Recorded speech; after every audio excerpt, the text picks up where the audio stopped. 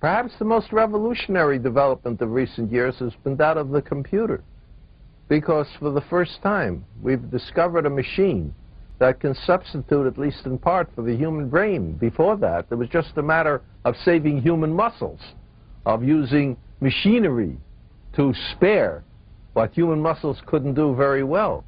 And computers come in all sizes because they've been getting smaller and smaller. We've got these tiny little microchips now. And as a result, every industry, the government itself, tax collecting agencies, airplanes, everything depends on computers.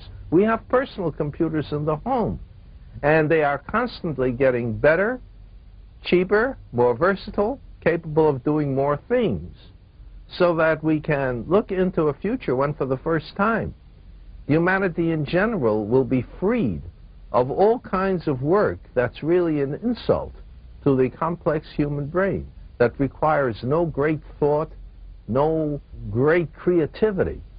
Leave all that to the computer, and we can leave to ourselves those things that computers can't do, such things as imagination, creativity, fantasy, intuition, problem solving, where we don't have to have the exact conditions and know exactly what's happening. We have an intuitive feel for what the solution ought to be.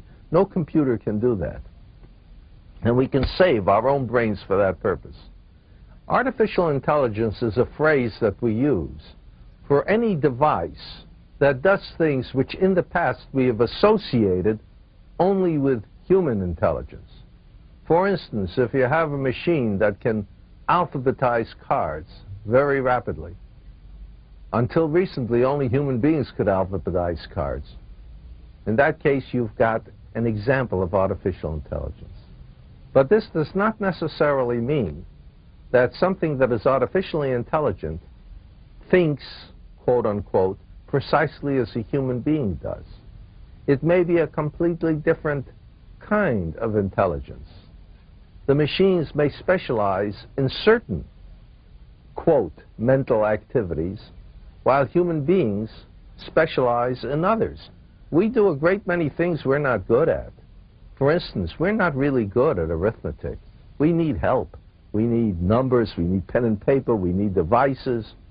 Well, the cheapest computer in the world can multiply and divide faster and more accurately than we can. That's its specialty. Our specialty is different things. So that you end up not having artificial intelligence and natural intelligence identical, but two different things, two different specializations. They work together. Each supplies the lack of the other. And in cooperation, they can advance far more rapidly than either could by itself. Furthermore, computers are not just immobile things, because you can hook computers up to machinery and have the machines that spare human muscles also act in such a way, in such a versatile way, that they seem to be thinking. You have artificial intelligence applied to machines, and we call them robots. In science fiction, you always think of robots as man-like metallic creatures. But actually, any machine that's computerized is a robot. And we have industrial robots right now that don't look the least bit like human beings, and yet that do things that until just a couple of decades ago, only human beings could do. And we're going to live in a future, perhaps, in which we will have personal robots as well. Robots that do look like human beings and that replace, for the first time, what we used to call servants and free us all. For the first time, we're going to be free, really, truly free, humanity as a whole. Now again, what's life going to be like if we are completely computerized and completely robotized? What are the side effects? Will there be difficulties? Undoubtedly. Will there be things that we won't like? Undoubtedly. But we've got to think about it now, so as to be prepared for possible unpleasantness and try to guard against it before it's too late. We always have to do that. It's like in the old days when the automobile was invented.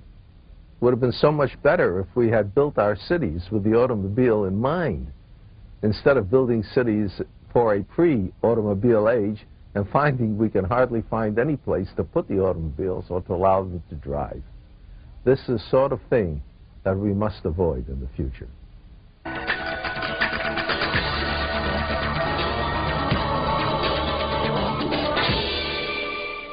The crucial compounds in living tissue are the genes, which are made up of a substance known as deoxyribonucleic acid, or for short, DNA.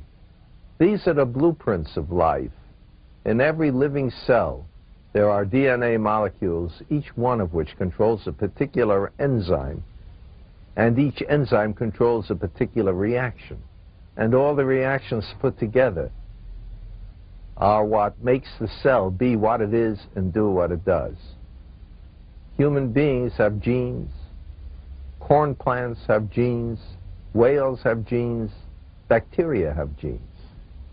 The genes differ from species to species.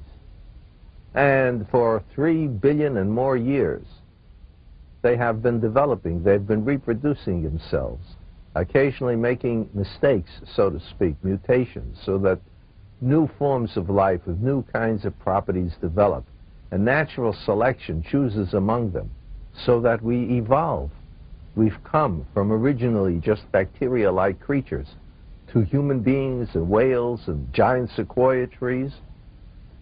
Oh, how long will it take for changes to continue in the future? And the answer is a good long time if all we depend on is just the usual hit and miss, the usual randomness. But we have learned how to identify genes, how to determine their structures, how to determine their position inside the chromosomes of the cell, how to modify and change them. And we've been working on this in practice in such things as bacteria and plant cells, and devising creatures with new properties. We have arranged to have bacteria prepare human insulin, for instance.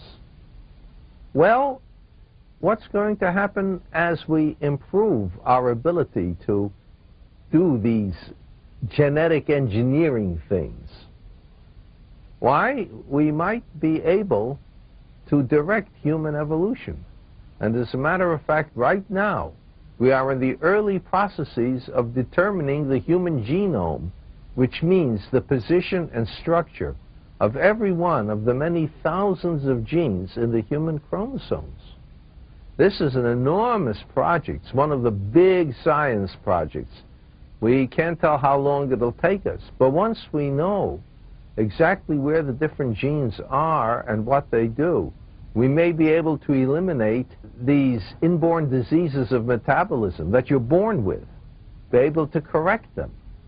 We may be able to sort of alter human beings in one direction or another. This raises enormous questions as to what we want to do, because even if we can change human beings, in what direction do we change them? Do we want to change them this way or that way? This is an example of the way in which technological advance impinges on sociological necessity, and where the question always arises, must we do something just because we're capable of doing something? Or can we withhold our hands and say, no, this is not a good thing to do? Or if we do it, this direction makes sense, that direction doesn't.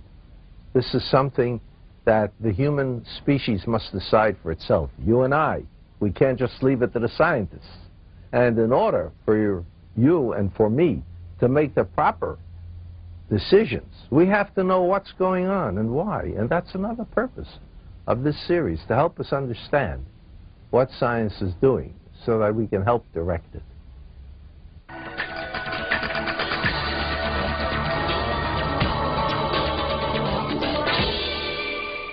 Electricity pours through conductors, usually metal wires, but it doesn't do so completely efficiently. Some of its energy is turned to heat, and you only get a certain amount of it that can do the work. If, however, you make certain objects very, very cold, close to absolute zero, it loses